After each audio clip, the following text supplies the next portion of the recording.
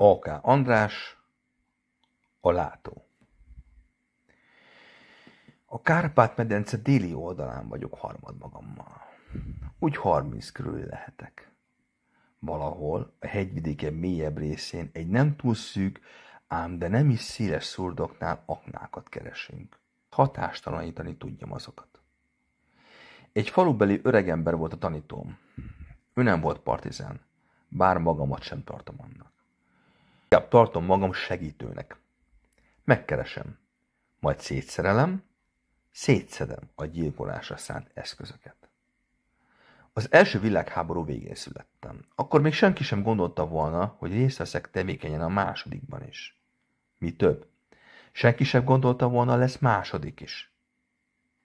Két társam kissé lemaradva engem követtek, figyelve minden mozgásra. Ők az én második szemem és fülem. Amikor dolgozom, csak előttem lévő 6 méteres széles és hosszú szakaszra figyelek. Ilyenkor megszűnik létezni körülöttem a világ. Lassan haladunk. Idő őszre hajló, mégis inkább mondanám vénasszonyok nyarának. Ruházatunk könnyed, barna katonai zubbony és nadrág. A nyakaron tekert kendő és a lábszáram közepéig feltűnt kötött zokni igencsak elüt a katonai félingtől. Nagymamámtól kaptam, ő maga kötötte. Ezek voltak az amulettjeim, a védelmezőim. Mindhárman óvatosan haladunk előre. A kommunikáció leginkább szemmel történik, nem igazán beszélgettünk. Túl veszélyes volt. Két társam gépfegyverén pihentette a kezét, csendben, de annál jobban figyelve mindenre ballagott utánam. Nekem csak egy karabé volt a hátamra dobva. Még sosem lőttem emberre, még a gondolatától is összeszorult a gyomrom. Na, nem a félelem, hanem az írtózat volt az, ami miatt nem szerettem a fegyvereket.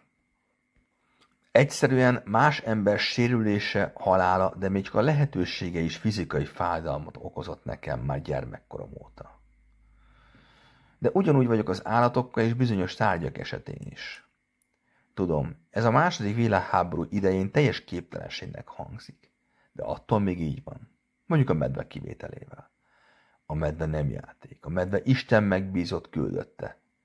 Neki kéne emlékeztetni az ember bűneire. De a medve nem engedelmeskedik Istennek. Legalábbis az esetek többségében megeszi az embert, ahelyett, hogy felsorolná a bűneit. A medve makacs. Ezért, ha meglátja az ember, azonnal ki kell lőnie. Ellenkező esetben ő lesz az, akit megesznek. Ezzel nincs vége. Ha kilövünk egy medvét, akkor medve tort kell tartani. Ki kell engesztelni a medve lelkét, mivel akárhogy is a medve komiszkodik, akkor is Isten küldötte. Gondolataimat felugró emlékképek zavarják meg. Gyermekkoromban egyszer még a helyi pap is rám lesz szabadítva a falubeliek által. Mert előszeretettel beszélgettem régi tárgyakkal, akár órák hosszat is. Mert hogy válaszoltak, ha kérdeztem. De csak nekem. És nem szóban, hanem érintéssel kommunikáltam velük. Voltak, amelyek elmesélték történetüket. És ez a kívülállókra rémisztően hatott. Már csak azért is, mert néha olyan dolgokról szereztem tudomást, amiről nem lehetett volna. Vagy azért, mert hétpecsétes titokként kezelték, vagy azért, mert olyan régen történt, hogy már szinte senki sem él azok közül, aki tudhatta az adott dologról, hogy az hogyan is történt. Aztán lassan megtanított az élet arra, hogy mások előtt ezt ne tegyem. Két társam falumbéli volt. Josif gyermekkori barátom, míg Borát sosem kedveltem. Bora arrogáns, nagyképű, nagyhangú, 2 méteres, csupa izomszerv gyerek. Én sem vagyok kis ember, de ő hozzám képest óriás. Ha azt mondom, sose kedveltük egymást, én fogalmaztam. Neki már az elég indok volt, hogy magyarnak vallom magam. Holott csak a nagymamám volt magyar. Nagyon nem kedveltük egymást. Míg vele ellentétben Josif, gyermekkori barátom, aki minden csíntevésemben azonnal partner volt. A végtelenségi jókedvű, kedélyes, madárcsontú ember. Még az orra is egy karvaj csődére emlékeztet. Egész lényéből sugárzott a boldogság, a jókedv, a vidám lendület. Anyja horvát, apját sosem ismerte. Állítólag egy volt orosz katona. Így mi hárman nagyon jó összeszokott csapatot képeztünk, kiegészítve egymást. Egymást védve, segítve. Lassan harmadik éve dolgozunk együtt. Nem is kellett hangosan szólni egymáshoz. Elég volt egy mozdulat, egy pillantás. Azonnal tapintható volt a levegőben, kinek mi a dolga. A nap már magasan jár. Lassan be kell fejeznünk a kutatást. A felderítés szerint nincsenek a környéken portyázó németek. De ugye ez nem volt semmire sem biztosíték. Egy szokatlan nesz, egy éles hang, és az erdő népe elcsendesedik. Akkor kell a legjobban figyelni. Azonnal elrejtőzni. Most is pontosan ez történt, csak hogy a szokatlan nesz a lábam alól jött. Klak, klak. Ez a bajos hang belezengett a szurdok méltóság teljes csendjébe. Elsöprő ereje megmutatkozott a közvetlen utána bekövetkezett bajos csendben. Isten minden teremtménye elhallgatott. Még a kabócák is. Vágni lehetett volna a csendet. Tudták, mi ez a hang, és azt is, mi következik utána. Lassan, fokozatosan felemeltem egyik karomat, és az ég felé mutatva leadtam a jelet. Retteget jel volt ez. Josif és Bora a földre vetette magát. Sakkal felém, fekve a földön, lassabb, távolabb kúszva, el tőlem, visszafelé. Igen, ez így volt megbeszélve, és ennek pontosan így kellett lennie. Amikor elérték a megfelelő távolságot, jelezték, hogy mehet. Már vagy 2 perce álltam fél lábon. Próbáltam elkotorni karabélyom csövével a port a lábam körül, óvatosan, amikor megláttam a sötétzöld gyűrűt. Már tudtam, ennek fele sem tréfa. Mindig óvatos vagyok, és nem először léptem már aknára. Csak hogy sohasem volt még 2 kattanás. Óvatosan legugoltam, vigyázva nehogy a súlyomat áthelyezzem.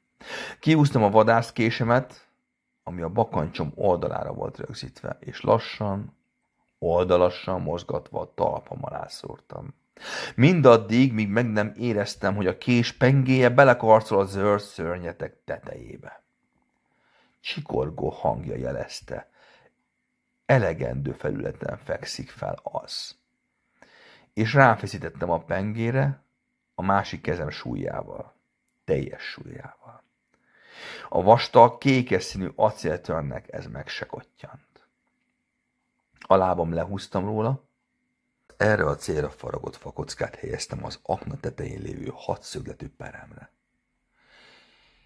Keresztbe fektettem felette a karabélyom, amire rátéldeltem. Súlyommal leszorítva a kioldót. És megjött a harmadik kattanás. Az enyém vagy. Josifból kitört a feszültség hangos nevetés formájában. Bora még mindig imát mormolt. Miután a gyűrűt kitekertem, megszűnt a csappantyúk feszítése, és így simán hozzáfértem a gyutacshoz. Azt kihúzva, a halál hírnöke már is döglött volt. Ötöt szemmel gyakoroltuk ezt az öregnél a faluban. Nem okozott semmi gondot se. Miután megdöglött, elkotortam körülötte a földet. Ellenőriztem. Tiszta volt. Kiemeltem hát a helyére a pokol hírnökét.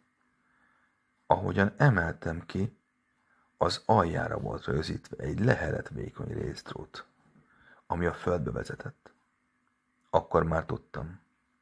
Itt a vége. Egy sakál. A robbanás térdelő helyzetben fölé hajolva ért. Mindig is féltünk ettől a naptól. A pokol ezen csatlósait kifejezetten nekünk készítik. Szinte lehetetlenség kivédeni. Éreztem, ahogy a kavicsok és a repeszdarabok az arcomba válnak, kitörve fogaim, beszakítva arccsontomat. Mintha csak lassított felvétel lett volna. Mégis mindent éreztem. Majd hirtelen a fájdalom megszűnt, és elkezdtem hátrafele, felfelé vetődni. Csak hogy már kívülről láttam magamat. Majd egyre kisebb lett a kép, míg végül már csak egy halovány pontot lehetett látni. Majd végül csak a sötétség és a csend. Ha belettem volna zárva egy dobozba.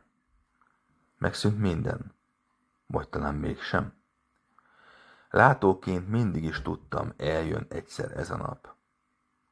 De vajon a mai az? Vagy csak megint egy lehetséges jövőt látok? Nehezen vettem a levegőt. Zihálva, átizzadt testtel ébredtem fel. Fél oldalam el volt zsibbadva, és fájt a levegővétel. Megtapogattam a fogaimat, mind a helyén volt. Lassan, nagyon lassan kinyitottam a szemeim. Fájt belülről. Fájt. Mintha kirobbantották volna. Nem láttam semmit sem. Sötét volt. Jobb karom nem mozdul. Egyáltalán nem érzem.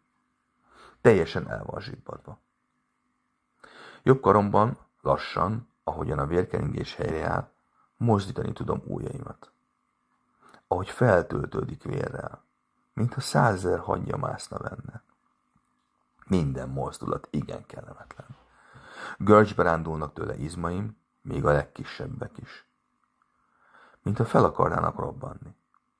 Eltelt 1-2 perc, mire magamhoz térek. Még mindig a fogaimat tapogatom ujjaimmal. Nehezen, nagyon nehezen a jobb karomat megbírom mozdítani. Ahogy megmozdul, az órám számlapja automatikusan felvillan. Éjjel 4:45. Nem először fordul elő velem. Mármint rosszat álmodik mindenki. De ami velem történt, az más. Én mindig meghalok az álmaim végén. De nem ez az ijesztő ebben, hanem az, hogy aki meghalt, annak a teljes életére emlékszem. Elejétől a végéig. És ez rémisztő. A 13. születésnapon kezdődött. Az első álmomat soha nem fogom elfelejteni. Nem volt testem, de mégis. Egy hatalmas sziklába voltam bezárva. És nem voltam fogoly. Része voltam annak a valaminek. A testem helyén csak fényt láttam. És célom volt. Meg akartam tenni valamit, amit nem lett volna szabad. Beavatkoztam. Hogy ez mit jelent? Fogalmam sincs. Próbáltam belenézni a fejembe, visszaemlékezni, de nem ment. Valahogy olyan érzés volt, mint amikor egy csepp vízfestéket belecseppentesz egy tóba, és az elolvad, szétfolyik, semmivé foszlik. Mintha ilyenkor a tudatom semmivé vált volna. Tudtam, elmémnek, épp eszemnek nyoma sem marad, ha tovább próbálkozom. Mintha egy vulkánt akartam volna lezárni egy parafadugóval. Ott és akkor az a valami, ami én voltam, valóban meghalt. És most valóban más volt. Magamhoz térve, testembe visszatért az élet. Felülve, abban a sziklában lévő vezérlőpultot láttam magam előtt. A monitorokon a föld. Körülötte a kozmosz, a jeges űr, a rideg valóság. Hazaértem hát. Végre haza. Vége.